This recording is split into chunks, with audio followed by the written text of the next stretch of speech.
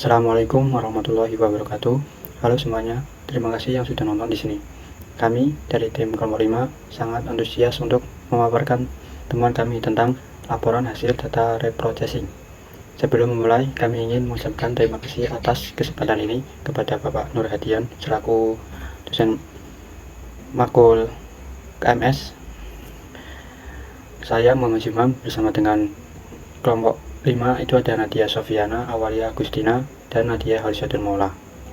Siap untuk berbagi temuan kami akan memberikan gambaran umum, memaparkan kontribusi masing-masing, dan mari kita mulai pembahasan tentang laporan hasil data reprocessing. Terima kasih atas perhatiannya. Mari kita mulai.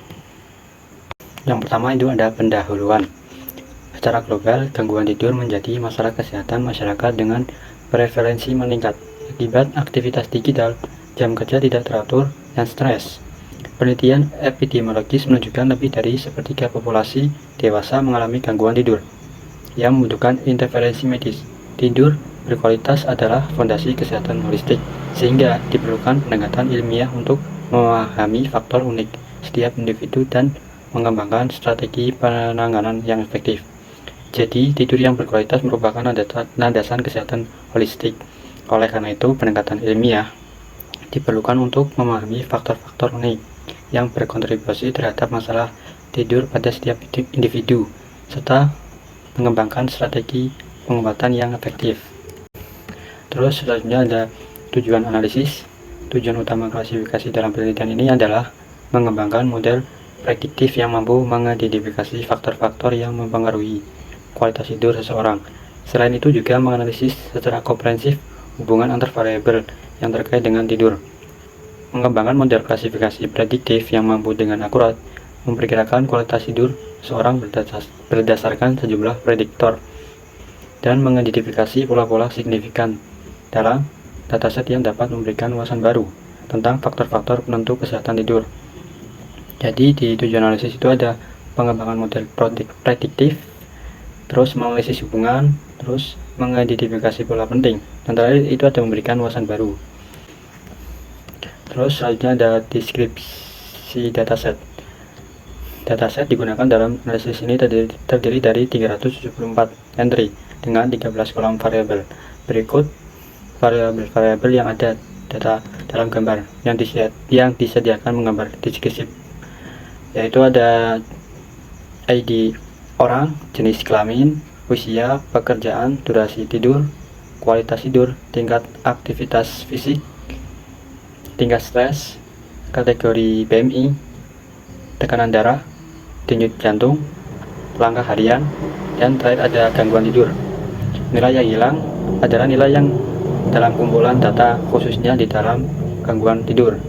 Hanya 155 dari 374 entry yang di sini di kolom ini. Baik, masuk kepada slide selanjutnya, di mana di sini kita memasukkan perintah berupa df.info buka kurung tutup kurung, yang dimana perintah tersebut digunakan untuk menampilkan informasi ringkasan dari dataset. Menghasilkan apa? Nah, menghasilkan yang pertama ada informasi umum dari dataset tersebut berupa tipe data yang digunakan itu adalah Pandas data frame, kemudian memiliki 374 baris data atau entries, kemudian ada indeks dari data mulai dari 0 sampai dengan 373. Lalu ada juga informasi kolom yang totalnya yaitu ada 13 kolom. Berupa apa? Nah, di sini ada person ID, gender, kemudian age, occupation, sleep duration, quality of sleep, ada physical activity level, stress level, BMI kategori, ada blood pressure, kemudian ada heart rate, ada daily steps, dan juga ada sleep disorder. Nah, ada juga info tambahan berupa bahwa kalau semua kolom memiliki 374 data non-null atau data yang tidak ada data kosongnya. Kemudian dikecualikan kolom sleep disorder yang hanya memiliki 155 data non-null. Nah, masuk kepada slide selanjutnya. Ini masih juga pada tahapan data processing, di mana di sini kita memasukkan perintah berupa pre underscore df sama dengan pd get titik dummies dalam kurung df, columns, kemudian kurung lagi sleep duration dan drop first true. Yang digunakan untuk apa? Digunakan untuk mengubah kolom sleep duration yang berisi data kategorial menjadi format yang bisa diproses oleh model machine learning yang dikenal sebagai one hot encoding. Kemudian proses ini itu akan membuat kolom baru untuk setiap nilai unik dalam kolom sleep duration, lalu mengisi nilai boolean berupa true atau false.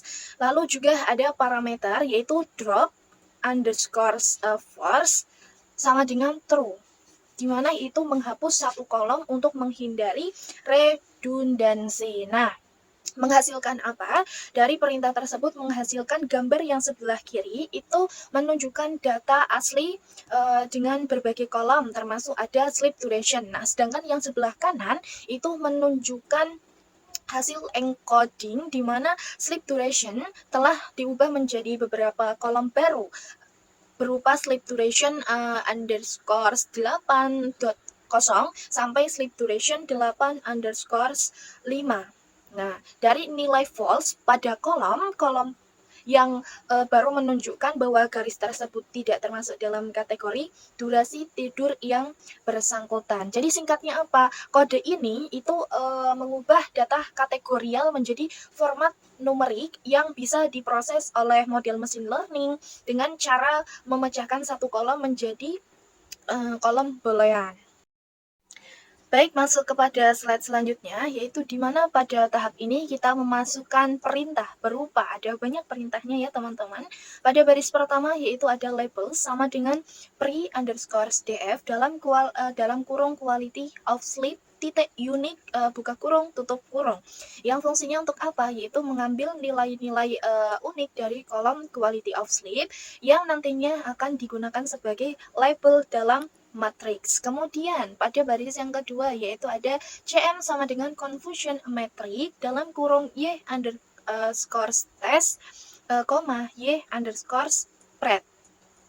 Fungsinya untuk membuat confusion metric dengan membandingkan nilai actualnya yaitu y underscore test dengan nilai prediksi atau y underscore spread.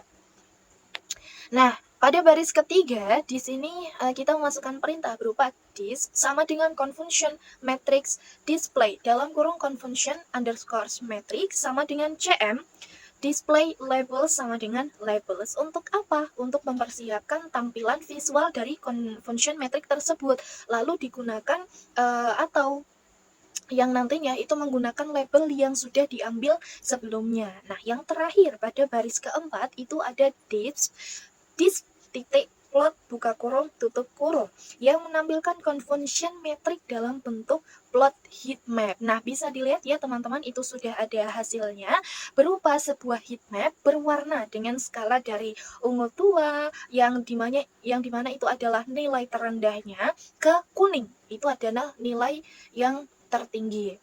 Nah, angka di setiap kotak itu menunjukkan jumlah prediksi. Sumbu Y itu menunjukkan predicted label atau label yang diprediksi, sedangkan sumbu Y itu menunjukkan true label atau label yang sebenarnya. Nah, dari diagonal utama yaitu dari kiri atas ke kanan bawah itu menunjukkan prediksi yang benar, dan warna lebih terang dan juga angka yang lebih tinggi di diagonal itu menunjukkan model memiliki akurasi yang baik. Contoh nih ya, contoh pembacaannya. Angka 40 dengan warna kuning itu menunjukkan 40 data diprediksi dengan benar untuk kategori 8. Kemudian ada juga angka 33 dengan warna hijau menunjukkan 33 data diprediksi dengan benar untuk kategori 7. Nah, selanjutnya kita masuk kepada slide ke 9, di mana di sini perintah yang kita gunakan yaitu ada import seaborn as SNS yang digunakan untuk apa? Mengimpor library seaborn dengan nama singkat atau SNS.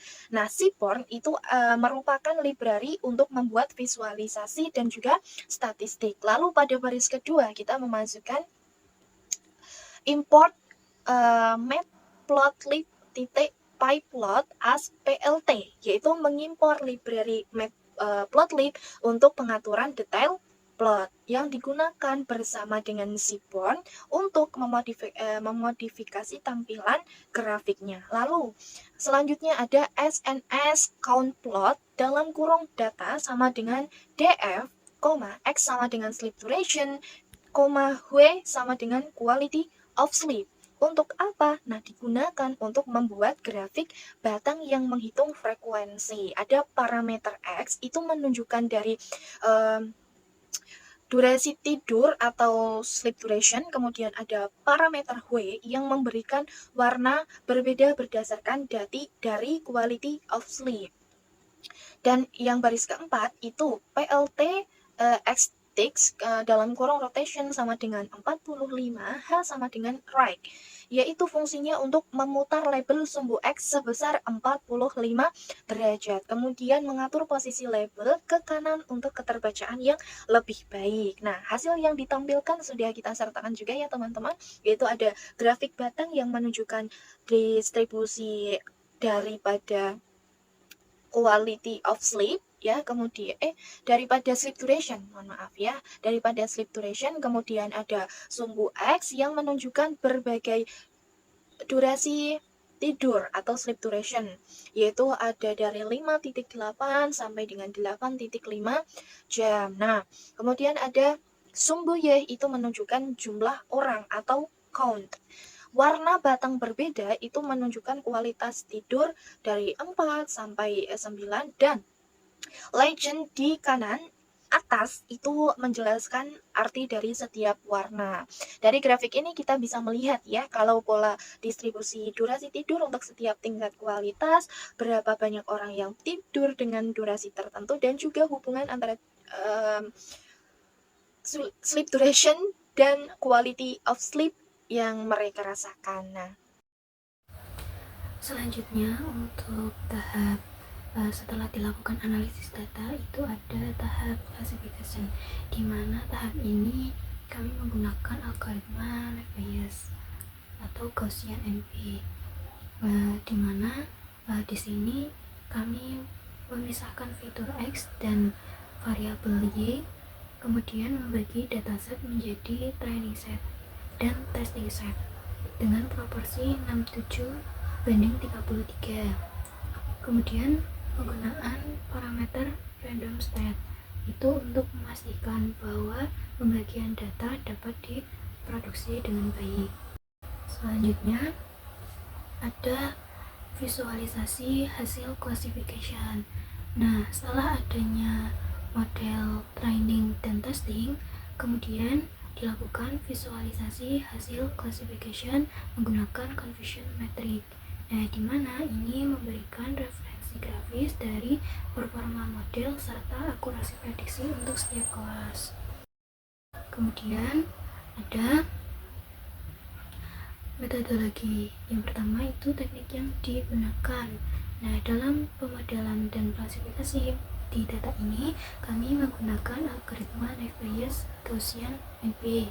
Nah, di mana algoritma Bayes ini cocok untuk klasifikasi probabilistik, kemudian juga bisa menangani variabel kategorik dan numerik, juga bisa untuk dataset dengan fitur yang independen. Nah, kemudian untuk preprocessing datanya kami menggunakan one hot encoding dan label encoding. Nah, di mana one hot encoding ini bisa mengkonversikan variabel kategori menjadi format numerik, sedangkan label encoding bisa mengubah variabel objek menjadi representasi numerik. Kemudian yang ketiga, untuk pembagian datanya kami menggunakan train test split. Nah, di mana pembagian datanya itu dengan rasio 67:33. Kemudian untuk selanjutnya itu ada penemuan pola. Tahap hasil dan analisis ditemukan pola. Yang pertama, variasi kualitas tidur. Nah, variasi kualitas tidur ini terlihat pada berbagai tentang durasi tidurnya. Misalkan tidur antara 7 hingga 8 jam itu bisa lebih baik daripada yang tidurnya kurang dari 7 hingga 8 jam. Kemudian ketidaksesuaian durasi dan kualitas, di mana durasi tidur itu tidak selalu berbanding lurus dengan kualitas tidur.